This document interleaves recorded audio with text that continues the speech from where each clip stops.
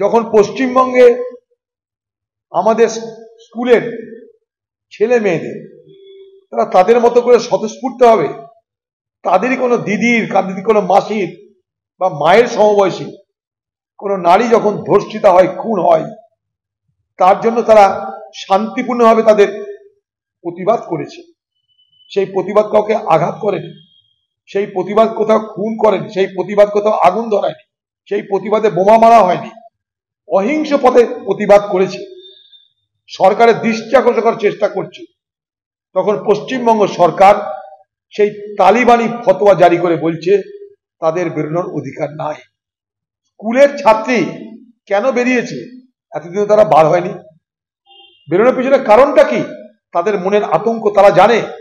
আজ যদি প্রতিবাদ না করি, আগামী দিন যখন আমরা বড় হব তখন আমাদের উপরেও এই আক্রমণ আসবে।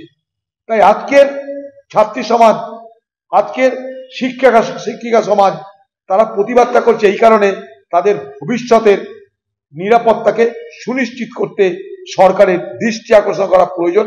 এই মানসিকতা থেকে আজ তাদের উপরে রাজ্য সরকার তালিবানি ফতোয়া জারি করে তাদের সে পথকেও গতিরুদ্ধ করতে চাইছে।